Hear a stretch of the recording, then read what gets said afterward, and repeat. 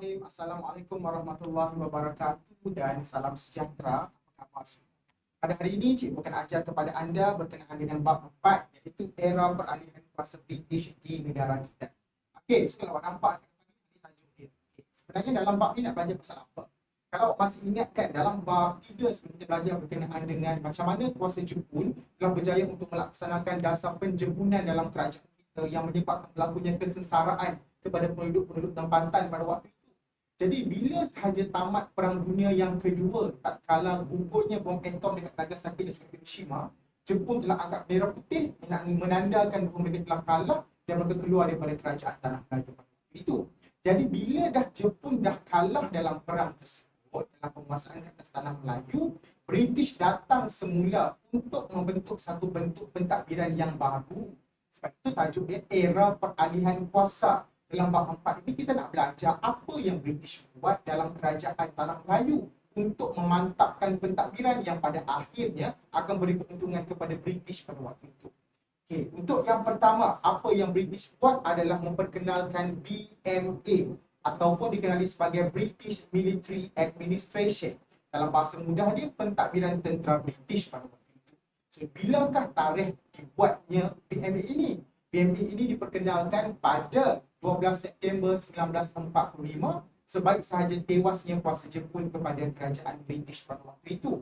Dan dalam bahasa mudah dia, pada waktu BMA ini, tentera yang mengambil alih pentadbiran kerajaan Tanah Melayu di bawah pimpinan seorang jeneral tentera bersekutu yang dikenali sebagai Lord Mountbatten.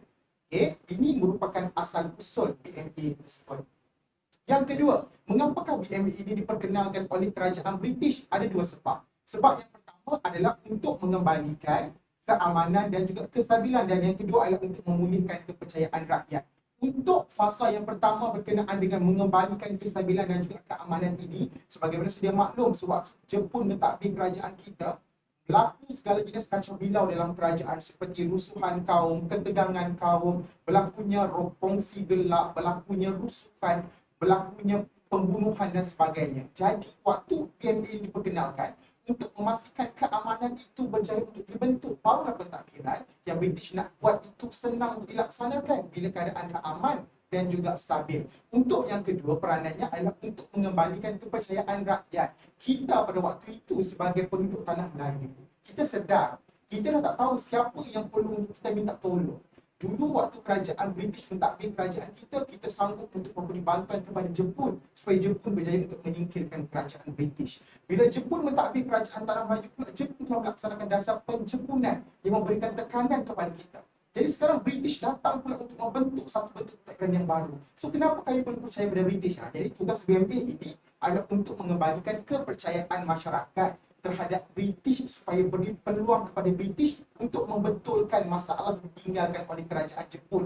Tengok balik berkenaan dengan cantuan makanan, berkenaan dengan ekonomi kawalan, inflasi, pengangguran, masalah kemusnahan infrastruktur, kawasan pertanian. So jadi tugas ini diambil alih oleh BMA untuk mengembalikan keamanan dan juga meyakinkan rakyat supaya menerima kedatangan kuasa British. Itu adalah berkenaan. Seterusnya, bila di hujung BMA itu tidak menampakkan mampu untuk memberikan kejayaan, maka British telah mengeluarkan satu cadangan pentadbiran yang baru yang dikenali sebagai Gagasan Malayan Union.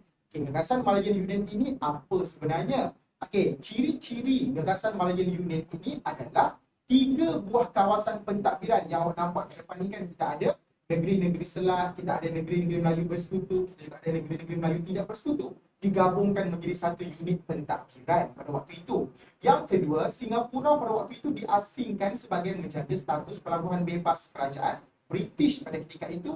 Yang ketiga, Sultan dia menjadi ahli Majlis Raja Melayu namun hanya bermampu untuk berkuasa dalam bidang pentadbiran dan juga adat istiadat sahaja. Dan yang terakhir, kewarganegaraan Malayan Union itu berteraskan kepada jus soli. Sebelum saya terus kepada berkenaan dengan Malayan Union, kena fahamkan terlebih dahulu.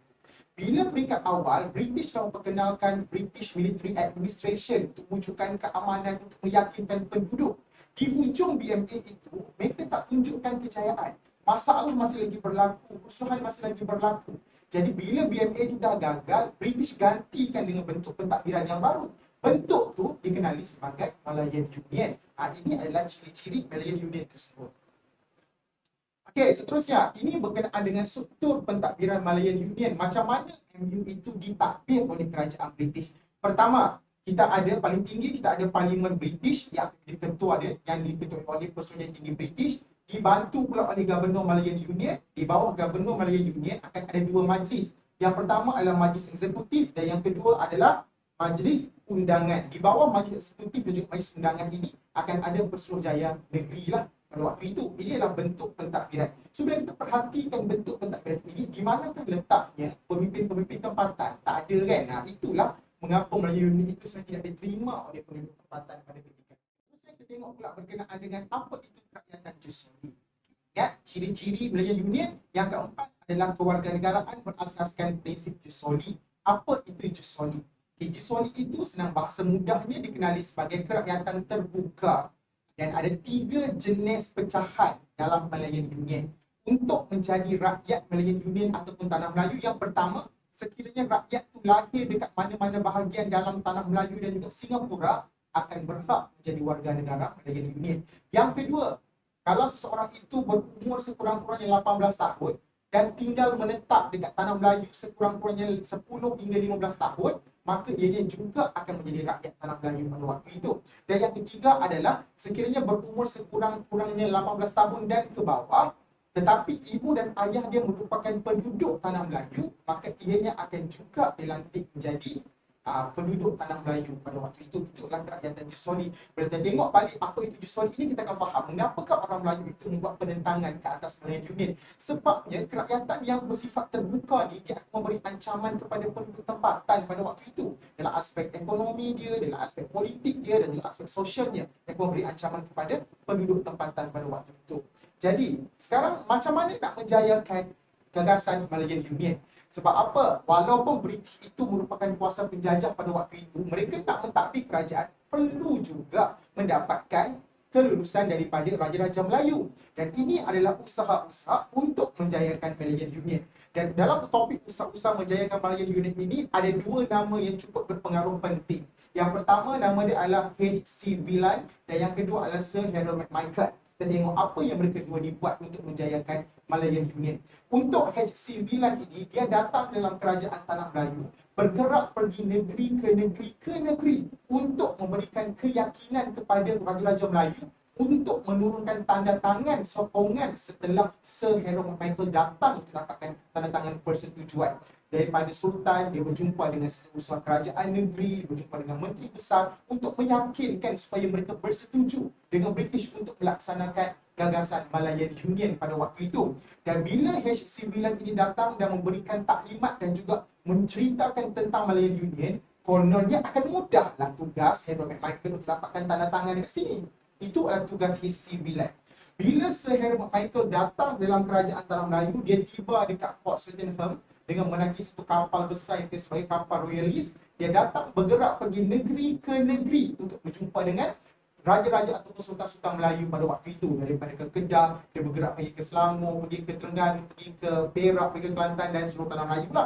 Dan pada waktu itu, kita ingat balik, kita ada 9 orang raja-raja Melayu untuk melaksanakan Malayan Union. 9 orang raja Melayu itu perlu diturunkan tanda tangan.